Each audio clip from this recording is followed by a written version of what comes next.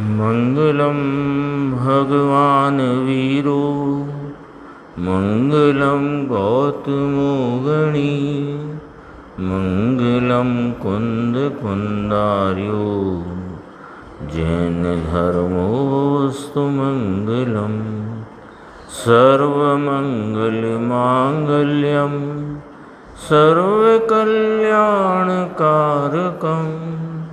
प्रधानं सर्वधर्माणां जैनं जयतु शासनं। नमः समे साराय स्वानुभूत्या चकासते चित्स्वभावाय भावाय सर्वभावांतरचिते।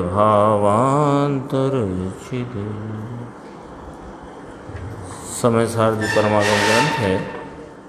इसके सर्वविशुद्ध ज्ञान अधिकार की 412 नंबर की गाथा, उसकी स्वाध्याय अपन आज प्रारंभ करते हैं। गाथा सूत्र है पेज नंबर 157। गाथा सूत्र है मोक पहेय पाणम ठवेहितं चेव जाहितं चेय तथैव विहरनित्यं मा विहरसु अन्नदब्बेषु। तु स्थापने जने मोक्ष पंथे ध्यानुभवते हने ते माज नित्य विहार कर नहीं विहर पर द्रव्यो विषय। उत्थानिका में कहते हैं आचार्य अमृतचंद्र देव कि यही उपदेश गाथा द्वारा करते हैं। जो उपदेश पिछले कलश में आया था कि यह एक मोक्ष मार्ग एक ही है और सदा सेवन करने के योग्य है। कौन सा? कि दर्शन ज्ञान चारित्र रूप जो मोक्ष मार्ग है वह एक ही है और सदा सेवन करने के योग्य है। तो जो कलश में कहा था, सूचनिका रूप जो कलश कहा था कि मोक्ष के इच्छुक पुरुष को यह दर्शन ज्ञान चारित्र स्वरूप मोक्ष मार्ग एक ही सदा सेवन करने के योग्य है। कथनचित ऐसा नहीं कि कथनचित निश्चय और कथनचित व्यवहार। ये चर्चा आई थी ना। अब इस ही अर्थ को 412 नंबर की गाथा में सूत्रकर्ता आचार्य कहते हैं। गाथार्थ देखो। हे भव्य, पीछे भी कहा था ना, कलश से ही मिला लेना। ये संबोधन कैसे आया? हे भव्य कि हे मुमुक्षु जन, मोक्ष के अभिलाषी, यदि तुम मोक्ष की अभिलाषा रखते हो तो यह ज्ञान दर्शन चारित्र स्वरूप एक ही मोक्ष मार्ग है, उसका ही सदा सेवन करना योग्य है। ये वाली बात थी ना। तो कहा हे भव्य, तुम मोक्ष मार्ग में अपने आत्मा को स्थापित करो। तो इसमें अपने आप घटित हो गया। मोक्ष मार्ग में यानी दर्शन ज्ञान चारित्र रूप जो परिणति है, दर्शन ज्ञान चारित्र रूप जो आत्मा की निर्मल पर्याय है, जिसे मोक्ष मार्ग प्रतिपादित किया, बताया, कहा, उसमें तो आगे जब टीका में अपन पढ़ेंगे तो टीका में कहेंगे कि दर्शन ज्ञान चारित्र में निरंतर स्थापित करो। वो इसी का अर्थ है कि तुम मोक्ष मार्ग में अपने आत्मा को स्थापित करो। फिर कहा उसका ही ध्यान करो। किसका? मोक्ष मार्ग का। तो मोक्ष मार्ग का ध्यान करो अर्थात मोक्ष मार्ग रूपी प्रवर्तन करते हुए एक चैतन्य आत्मा को ही ध्याना है। उसको ही चेतो नाम अनुभव करो, उसका ही संचेतन करो हैं, और उसमें ही निरंतर विहार करो। ये जो शब्द लिया नित्यम विहर, सूत्र में आया ना, तेमाज नित्य विहार कर, हरि गीत में पढ़ा अपन ने। सूत्र में है देखो, तथैव विहर नित्यम है ना। तो ये नित्यम है, उसमें नित्य विहार करो। तो नित्य नाम निरंतर विहार करो। निरंतर का अर्थ है कि बीच में जो राग आदि आते हैं उसमें विहार न करो।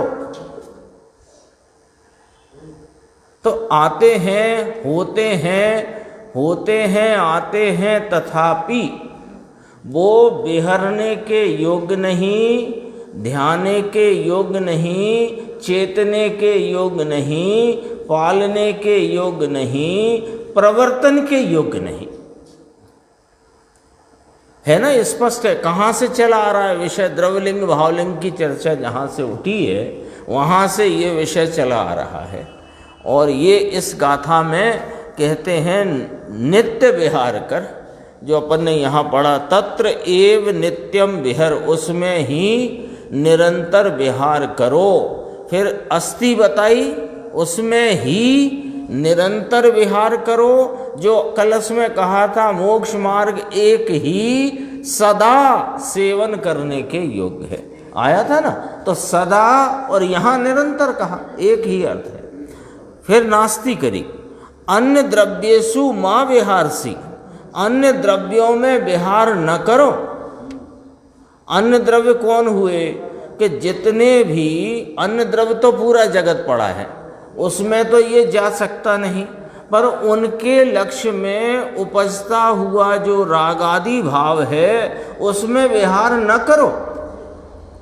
एक अपने चैतन्य तत्व में ही जो एक रूप है उसमें विहार करो, ऐसा यहाँ गाथार्थ में है। वो टीका इसकी बहुत ही गंभीर है। अपन हाँ, रागादि अन्य द्रव्य, पर द्रव्यों में जाता है वो। टीका में भी हे भव्य पहले संबोधन किया, हे भव्य यानी उस जो संबोधन किया था मुमुक्षुणाम, वही संबोधन यहाँ भव्य के नाम से किया। हे भव्य, स्वयं अर्थात अपना आत्मा अनादि संसार से लेकर के अपनी प्रज्ञा के यानी बुद्धि के दोष से पर द्रव्य में डैश राग द्वेषादि में निरंतर स्थित रहा हुआ होने पर भी, यहाँ तक तो इतिहास है। जीव का अनादिकालीन इतिहास क्या है? कि ये है। दोबारा से, स्वयं अर्थात अपना आत्मा। अपन इसको ऐसे भी पढ़ सकते हैं, अपना आत्मा को जरा गौण कर दो पढ़ने में, दोबारा में पढ़ेंगे। स्वयं,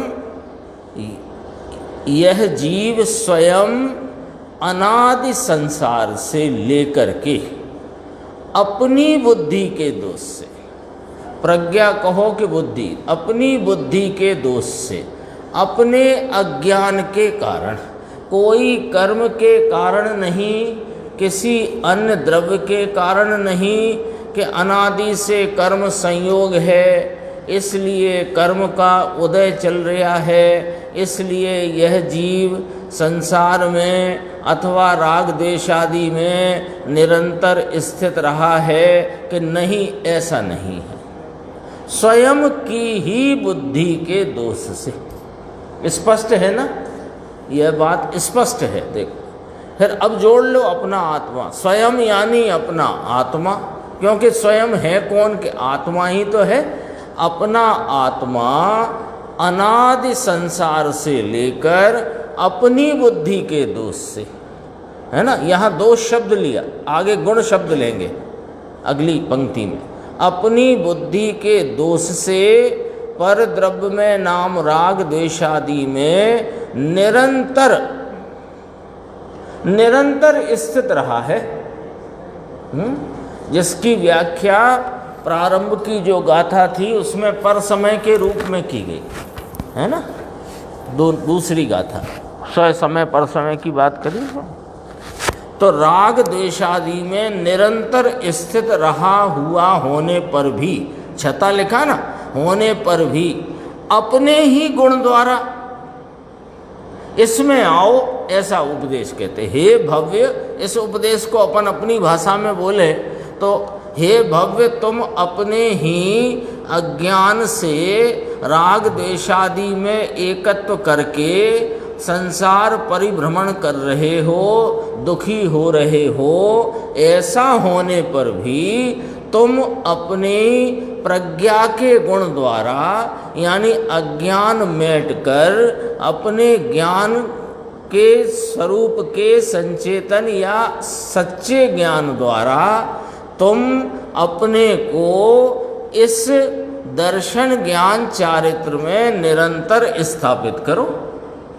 ये अपनी भाषा में इसका अर्थ। अब देखो इस टीकाकार आचार्य की भाषा, अपनी छता लिखा है ना, निरंतर स्थित रहा हुआ होने पर भी अपनी प्रज्ञा के गुण द्वारा ही ले, यहाँ ही का प्रयोग किया। यानी कोई कर्म रास्ता देगा कि कोई दर्शन मोहिनी का उपशम होएगा, वह जब थोड़ा मंदा पड़ेगा तब होगा मेरा यह दर्शन ज्ञान चारित्र का परिणाम, मोक्ष मार्ग की उत्पत्ति, मोक्ष मार्ग का प्रारंभ तब होगा कि जब कर्म अवसर देगा, मौका देगा अथवा मंदा पड़ेगा। कि नहीं, यहाँ आचार्य परमात्मा फरमाते हैं अपनी प्रज्ञा के गुण द्वारा ही। वहाँ क्या कहा था?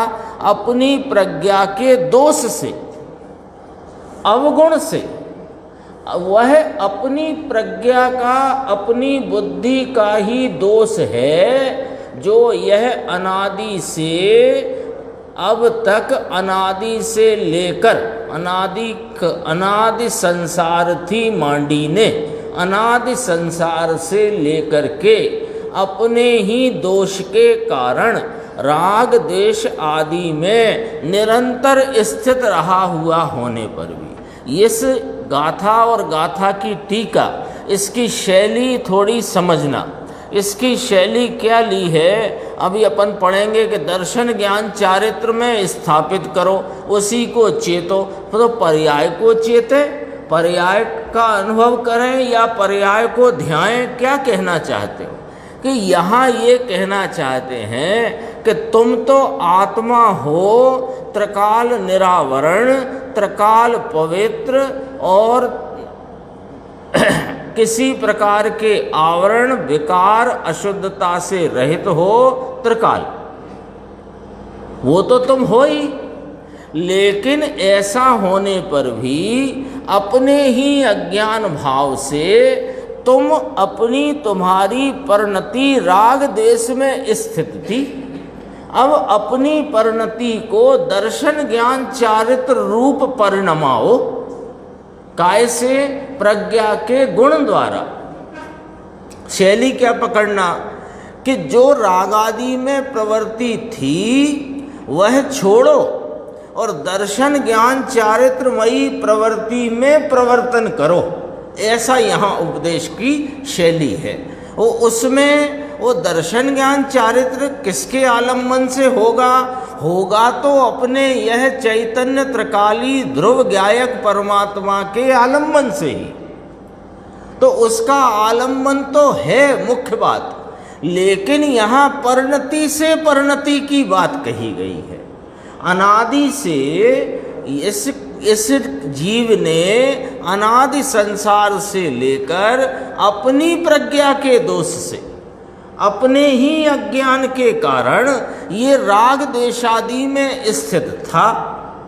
ऐसा होने पर भी तुम चाहो तो तुम उस प्रज्ञा को गुण रूप परिणमाओ। जो प्रज्ञा दोष रूप परिणमित रही अनादि से, और ऐसी होने पर भी अब तुम उस प्रज्ञा को, उस ज्ञान भाव को गुण रूप परिणमित करो।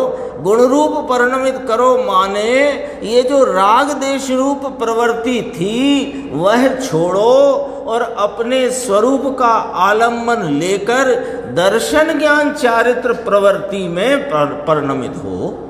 ये यहाँ शैली ली है ना? शैली पकड़ना जरा।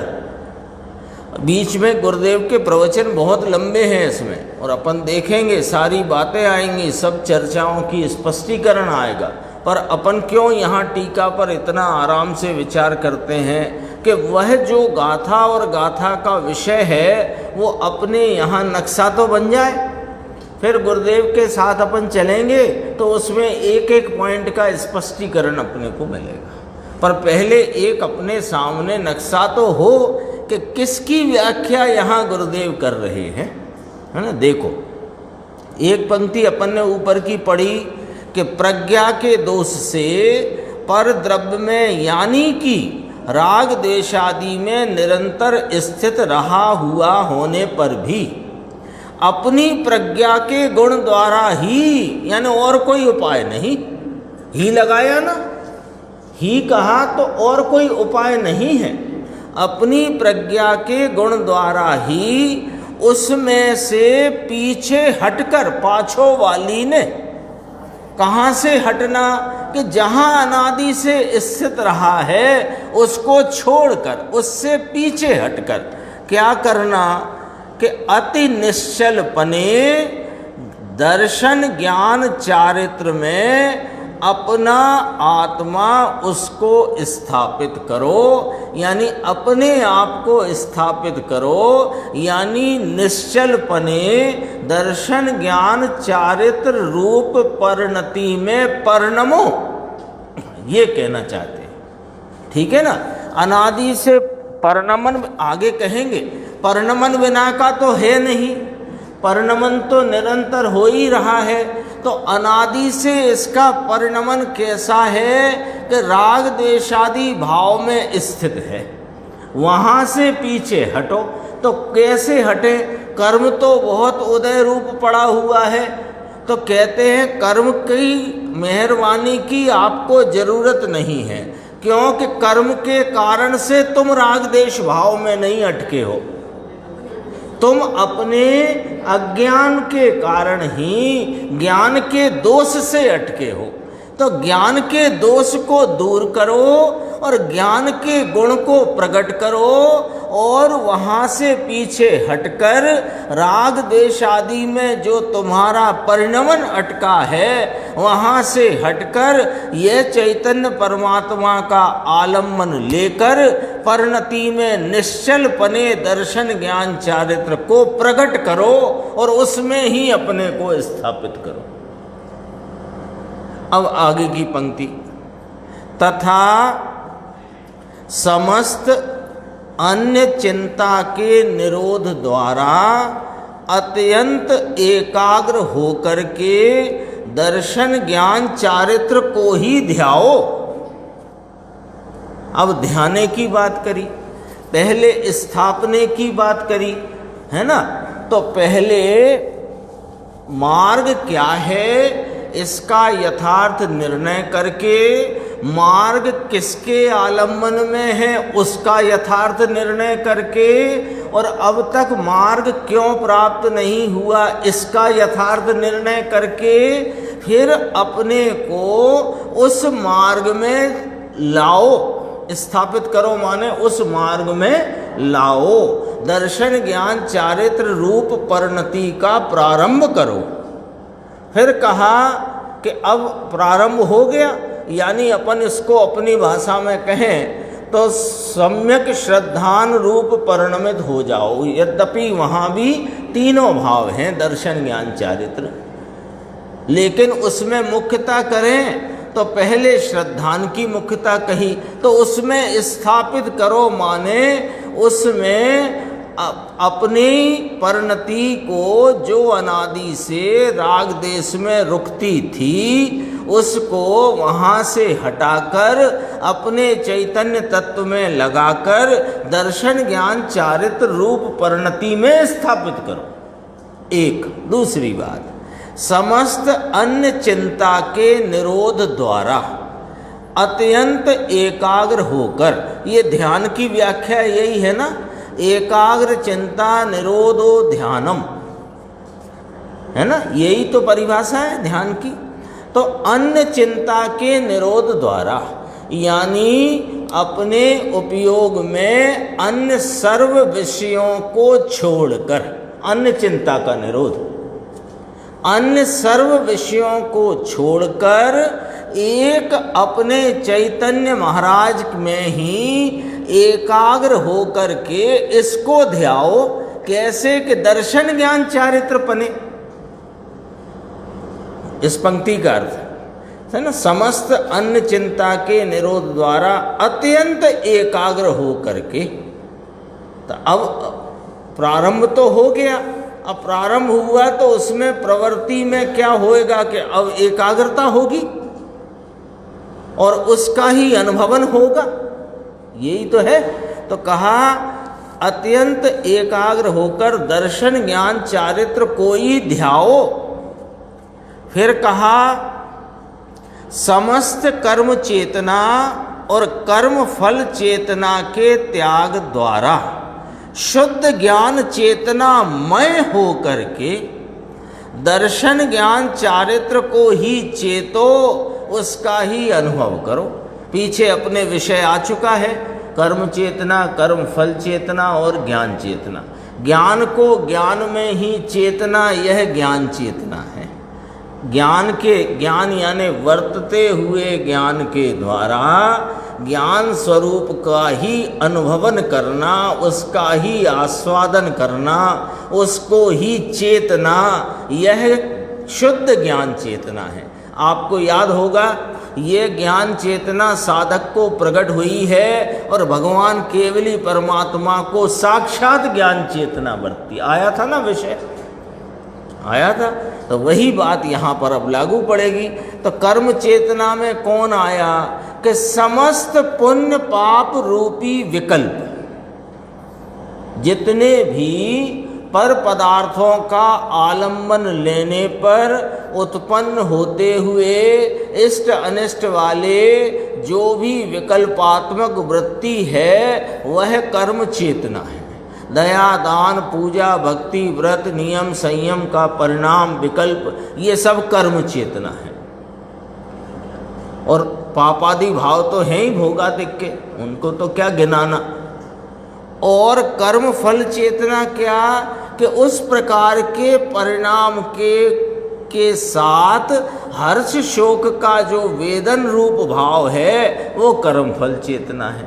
उन दोनों को छोड़कर, क्यों कि शुद्ध ज्ञान चेतना में जो भाव है वह कैसे प्रगटेगा कि कर्म चेतना, कर्म फल चेतना के त्याग द्वारा परिणति में, उपयोग की परिणति में किंचित भी पुण्य पाप और हर्ष शोक के वेदन बिना का एक चैतन्य परमात्मा में लगा हुआ जो उपयोग है, यानी उपयोग के द्वारा इस ज्ञान स्वरूप को भाना, उसका ही अनुभवना, आस्वादन करना, इसका नाम शुद्ध ज्ञान चेतना है कि नहीं? ये चर्चा तो आ गई है।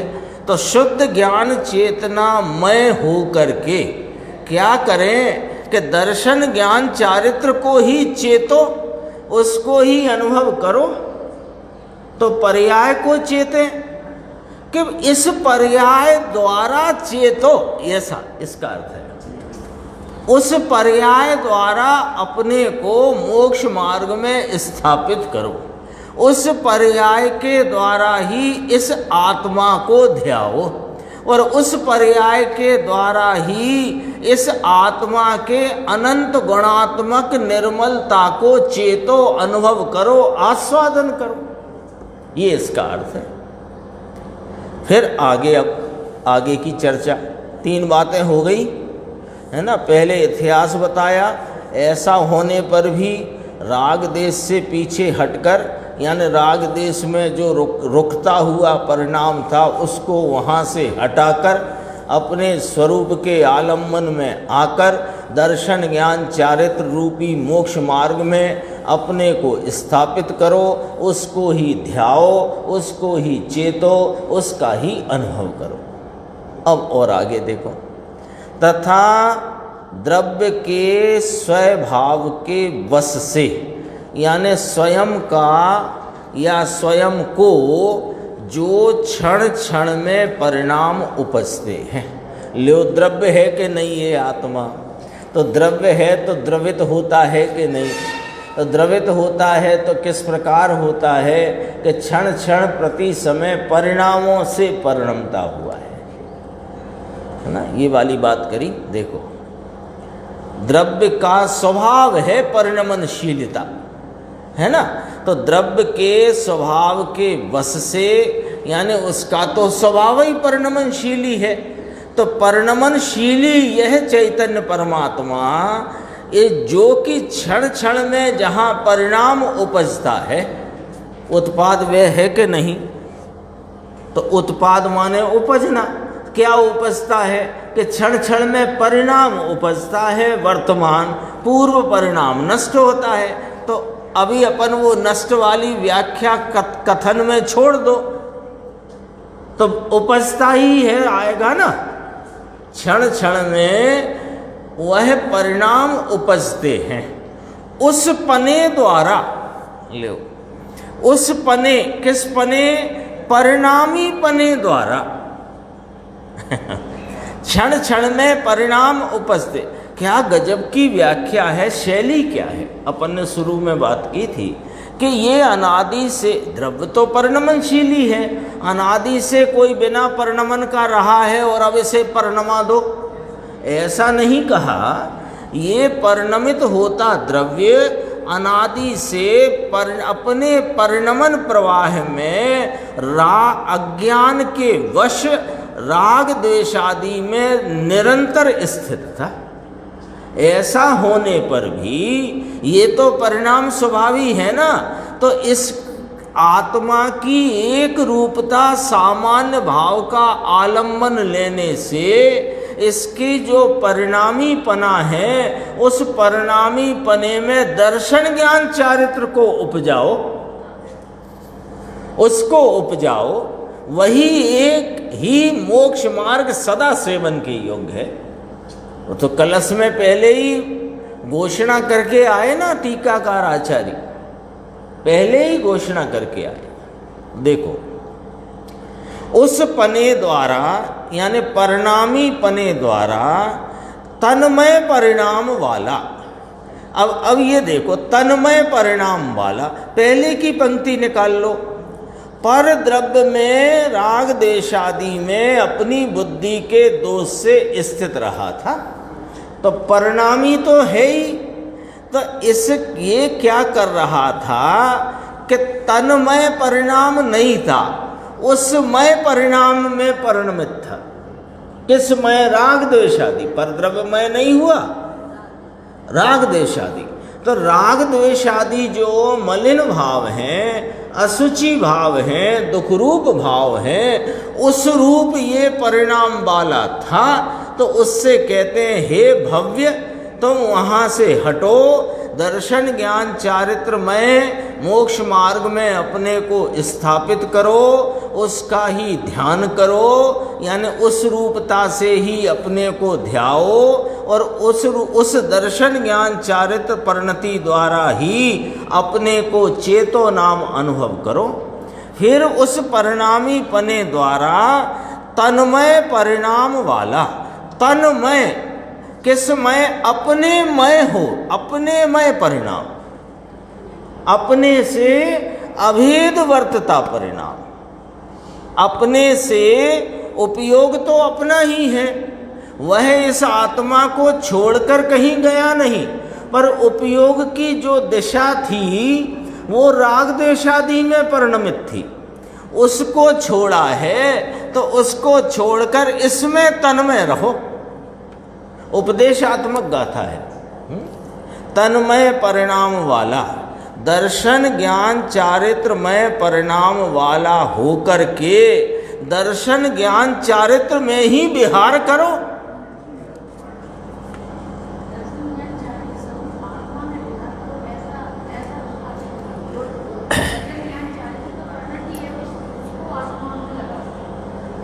नहीं, ऐसा है वो। इसीलिए हमने कहा था कि पहले इसकी शैली पकड़ लो इस गाथा की। क्या है कि पहले, इसके पहले जो कलश आया उस कलश में क्या कहा कि दर्शन ज्ञान चारित्र मय जो मोक्ष मार्ग है वह एक ही है, सदा सेवन के योग्य है। अब पॉइंट नंबर 2, मोक्ष मार्ग है वो पर्याय है, द्रव्य नहीं, पर्याय है ना।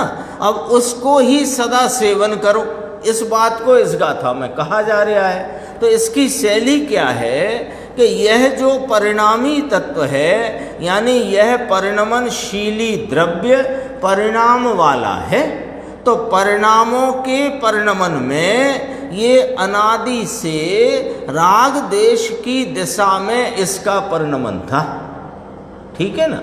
तो यहाँ शैली ये ली कि उस परिणमन को छोड़ो, राग देश में अटकता हुआ जो परिणमन है उसे छोड़ो, और जो अपने स्वरूप रूप परिणमन है, जैसा अपना स्वरूप पवित्र निर्मल और आनंदमयी है, ऐसा पवित्र निर्मल आनंद रूप परिणमन में ही वर्तन करो। यहाँ इस प्रकार से उपदेश किया है कि अब वो होएगा वर्तन कैसे, ये बात उसमें अंडरस्टूड रखो।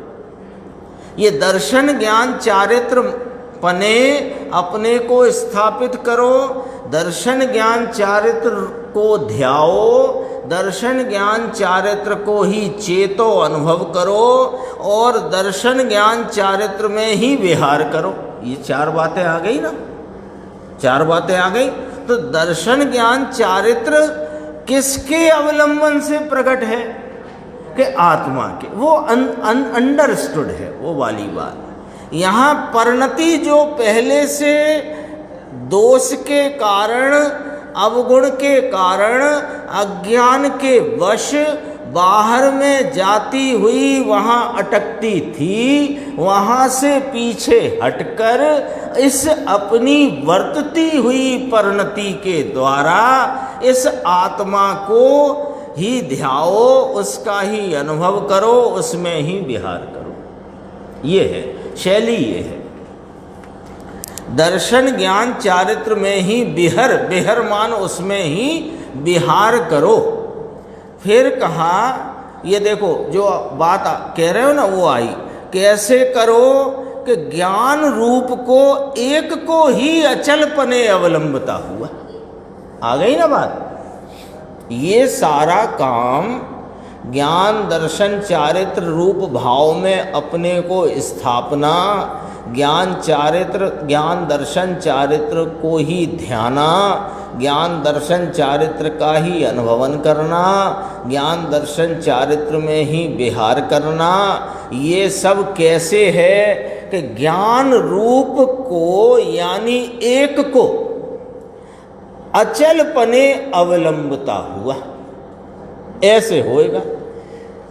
फिर कहा, अब नास्ति कही, जो ज्ञेय रूप होने से उपाधि स्वरूप हैं, ऐसे सर्व तरफ से फैलाते समस्त परद्रव्य, फैलाते माने विस्तार को प्राप्त होते, सर्व तरफ से विस्तार को प्राप्त हैं जो समस्त परद्रव्य, वे ज्ञेय रूप हैं, बस ज्ञान में जानने के योग्य हैं बस। और ज्ञेय रूपता होने से उनमें ज्ञान रूपता नहीं, तो वे उपाधि स्वरूप हैं। पॉइंट पकड़ना, वे उनमें ज्ञान रूपता नहीं, अरिहंत परमात्मा है, वे उनके ज्ञान स्वरूप हैं, मेरे ज्ञान स्वरूप नहीं, तो मेरे लिए वे ज्ञेय रूप हैं, ज्ञान रूप नहीं, इसलिए उपाधि स्वरूप है।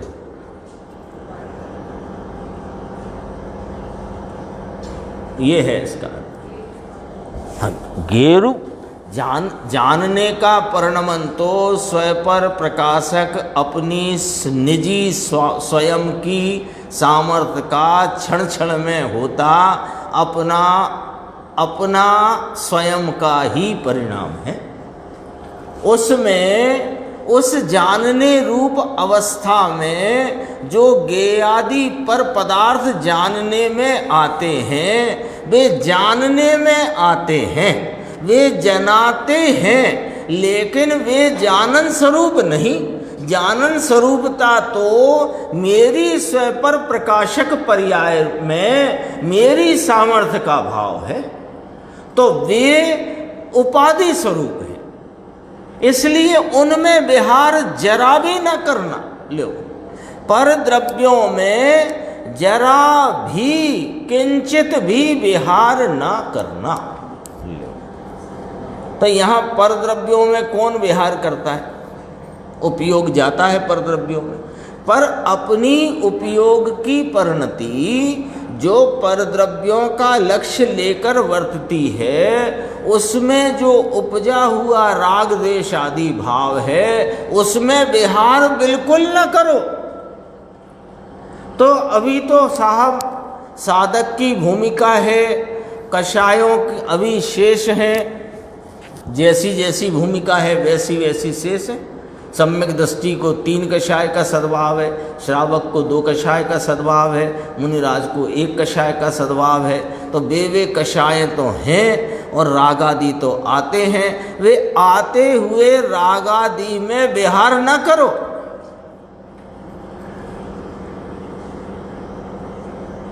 कितनी बड़ी जिम्मेदारी हो गई मोक्ष मार्ग में, बोलो। वे आते तो हैं, तो आते हैं, तो आते हुए वो मेरे विहार के योग्य नहीं, मेरी उसमें उपयोग लगे इस योग्य नहीं। आते हैं वह मेरी कमजोरी के कारण से आते हैं।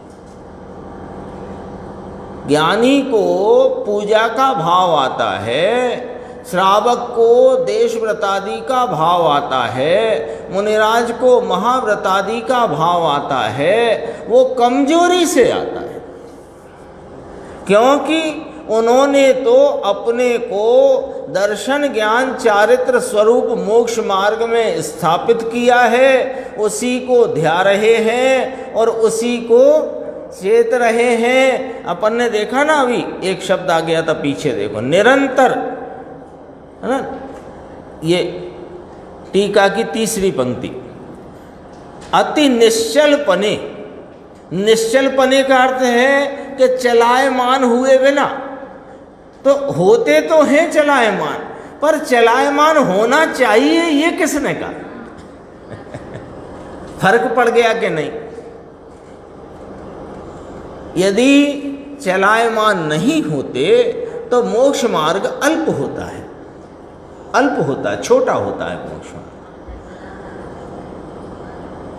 जैसे वे कितने पुत्र निकले थे और 30 पर्याय ली और फिर 8 वर्ष की उम्र में दीक्षा ली और तुरंत ही केवल ज्ञान प्राप्त करके सिद्ध अवस्था को प्राप्त हुए।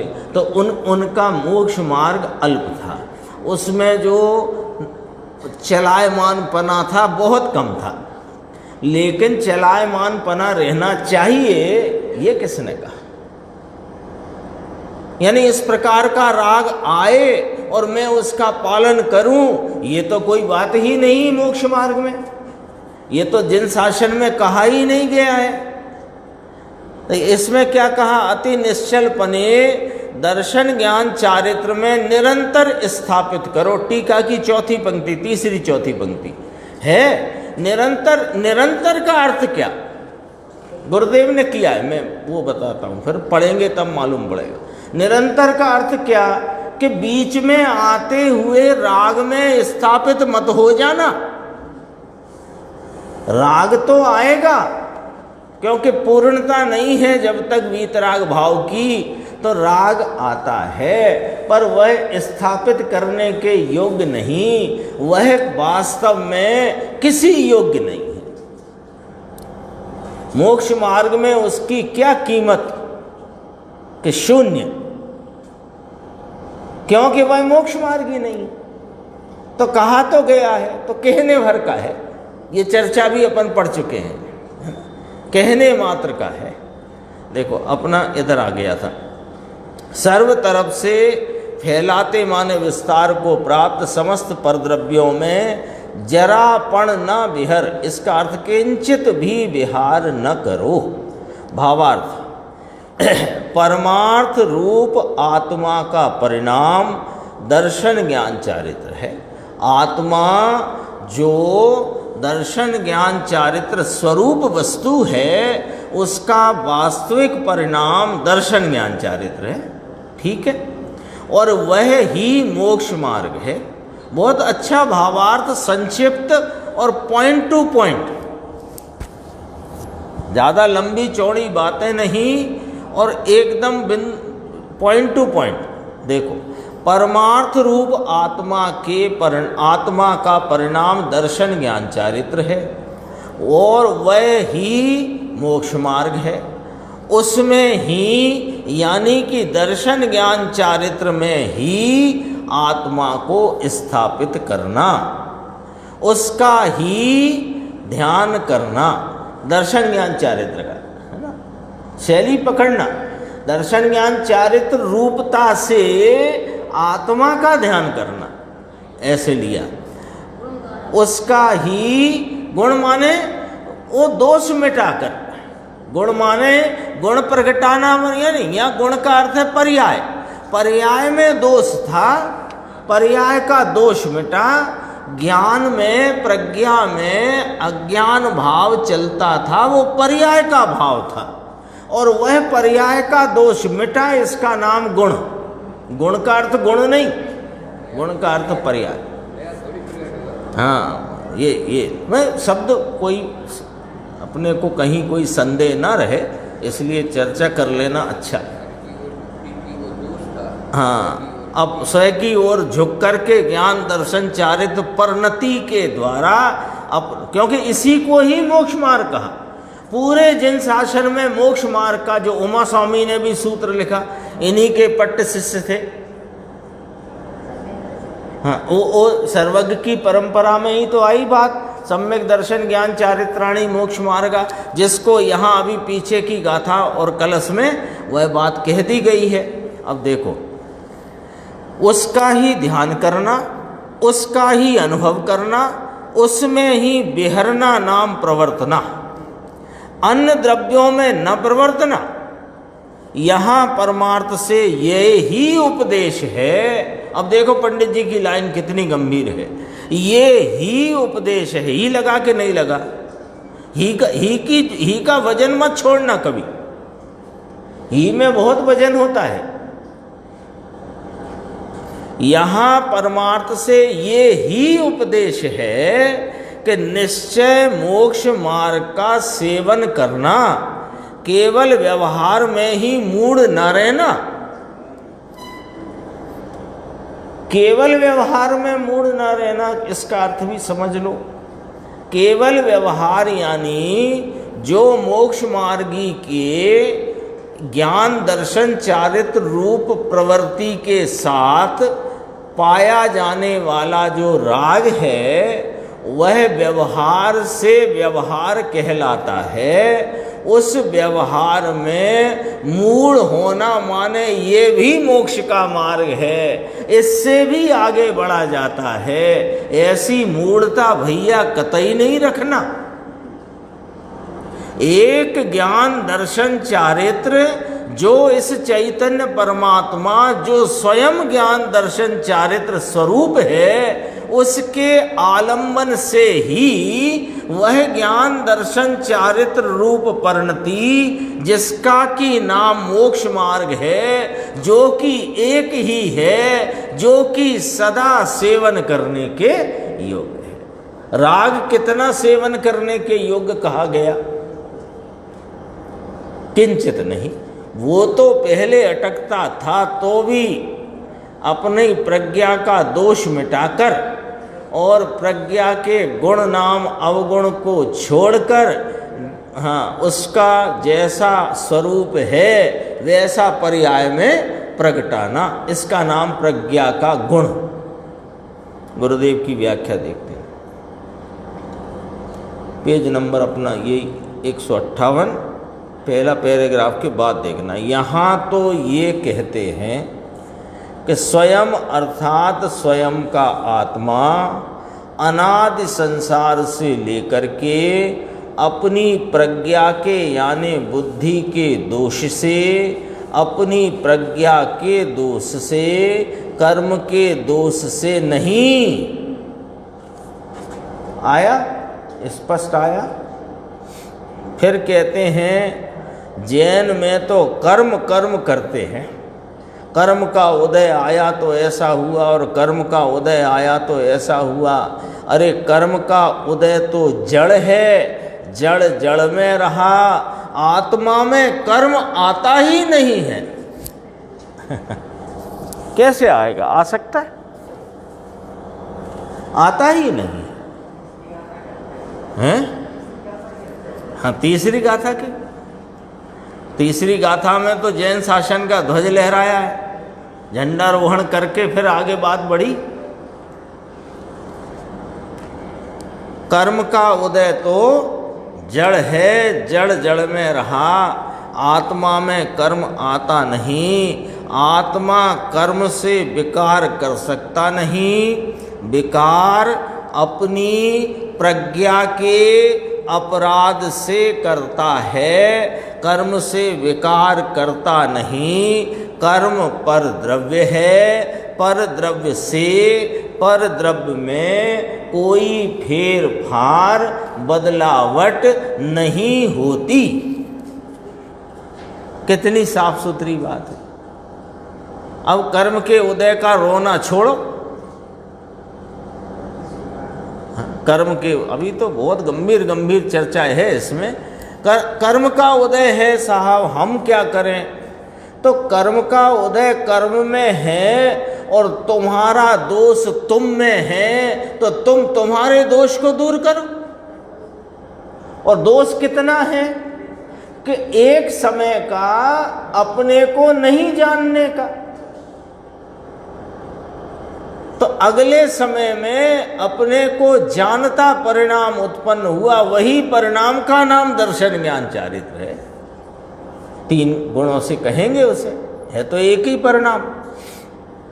आगे देखें, अगला पेज है 159, नीचे से 2 पंक्ति के बाद वाला पैराग्राफ। अनादि संसार से लेकर आया था ना, क्यों? अपने प्रज्ञा के दोष से, राग द्वेषादि में निरंतर स्थित रहा हुआ होने पर भी कर्म में रहा हुआ ऐसा तो नहीं कहा है। अनादि संसार से लेकर राग और द्वेष में स्थित है। गुरुदेव स्पष्ट करते हैं राग के 2 भाग, राग और द्वेष माने कषाय भाव, और कषाय 4 कहीं, क्रोध मान माया लोभ, उसको इस प्रकार से वर्गीकृत कर देते हैं। राग के 2 भाग माया और लोभ, द्वेष के 2 भाग क्रोध और मान। ये 4 कषाय में अपने अपराध से, वजन कहाँ है? अपने अपराध से, हैं? अनादि से रहता है, किसी का अपराध नहीं है, कर्म का अपराध नहीं है, कर्म अपराधी है ही नहीं। क्यों? कर्म पुद्गल है और वह अपने स्पर्श रस गंध वर्ण भाव से, अपनी परिणमनशीलता से उन गुणों के परिणामों में स्वतः परिणमित होता है। उसका बोलो क्या अपराध? अपराध किसका है? कोई किसी का अपराध नहीं, कर्म का अपराध नहीं। ये कहा ना, कर्म विचारे कौन भूल मेरी अधिकाई, अग्नि सहे घन घात लोह की संगति पाई। एकली अग्नि को कोई घन नहीं मारता। अग्नि के वह लोहे के में अग्नि के गोले में लोहा प्रवेश करे, यानी कहना ये है कि लोहे के गोले में अग्नि प्रवेश करे तो घन पड़ते हैं। ऐसे अकेले आत्मा में दुख नहीं है। आत्मा राग और द्वेष और पर का संग करता है तो दुखी होता है। भारी बात भाई। इसको गुरुदेव ने पहले बहुत खुलासा किया। पर संग एव कलश आता है 160 पेज पे देखना, ऊपर की 7 लाइन छोड़ के। पर द्रव्य में माने राग द्वेष आदि में निरंतर स्थित रहा हुआ होने पर भी अनादि से जीव का क्या रहा इतिहास कि अनादि से राग और द्वेष में स्थित है। कभी आत्मा के आनंद का स्वाद न लिया है ना, अपनी प्रज्ञा के गुण द्वारा ही अब सबला लेते हैं। अनादि से अवला चलता आया है, विपरीत भाव में चलता आया है, अब सबला लेते हैं। तो कहते हैं जो विपरीतता की परिणति रही अथवा विपरीतता की दिशा में जो परिणमन विपरीत रहा, वो उसमें प्रज्ञा का अपराध है और धर्म भी प्रज्ञा का लाभ है, गुण का लाभ है। गुण माने जब यह ज्ञान अवस्था में अपने स्वरूप को पहचानता है, ये प्रज्ञा का लाभ है, प्रज्ञा का गुण है। अपनी प्रज्ञा के गुण द्वारा, उसमें कहा था अपनी प्रज्ञा के दोष से, कहा था ना, कर्म कुछ मार्ग देंगे तो धर्म होएगा, कर्म का जोर कुछ घटे तो धर्म होगा, ऐसा नहीं है, ऐसा नहीं। तो पंडित जी ने लिखा है मोक्ष मार्ग प्रकाशक में, है ना, कि थोड़ा मंदा पड़ता है कर्म। अरे वो तो जब तुम तुम्हारे स्वरूप के प्रति जिज्ञासु होकर के, अपने चैतन्य तत्व के अन्वेषक होकर के, खोजी होकर के, एक उस चैतन्य परमात्मा की धगस और उसकी ही जिज्ञासा में वर्तते हो, तो वहाँ निमित्त में वह मंदा पड़ता है, उसमें क्या बात है। वो मंदा पड़ता है तो तुम्हें जिज्ञासा होती है, ऐसा नहीं है।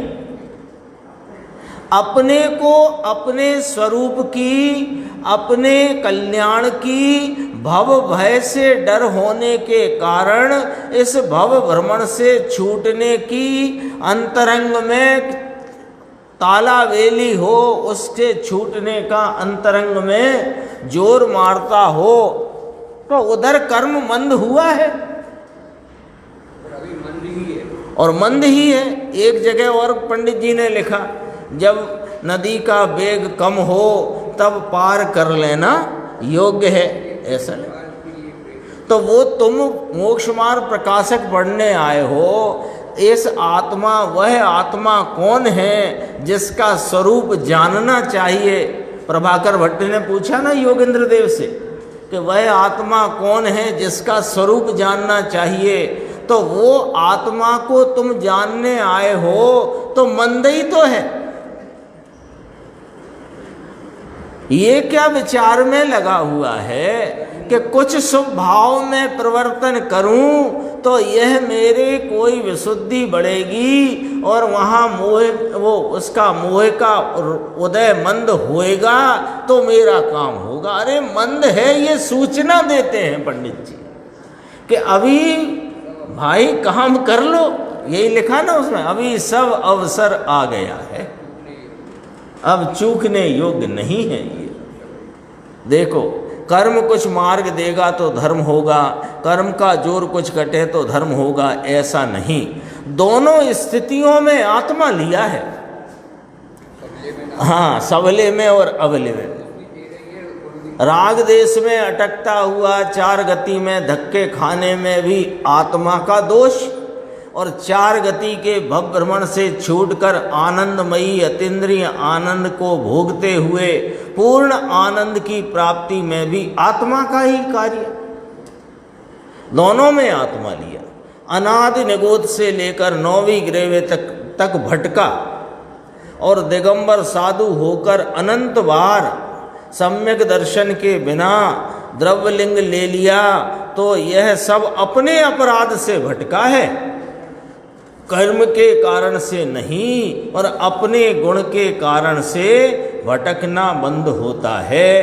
पूछ रहे हैं इसमें बात ये है कि नहीं, और शेष इसकी चर्चा अपन आगे की स्वाध्याय में करें।